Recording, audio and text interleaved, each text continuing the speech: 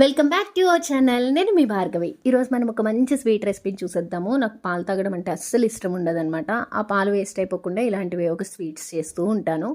3 స్పూన్ల గీ తీసుకుని దానిలోకి ఒక పిడికెడు కాజును వేసి లైట్గా ఫ్రై అయిన తర్వాత ఒక గుప్పెడు వరకు కిస్మిస్ని కూడా వేసుకుని చక్కగా అవి మంచిగా రెడ్డిష్ కలర్లో ఫ్రై అయిన తర్వాత తీసి ఒక బౌల్లో పెట్టేసుకున్నాను.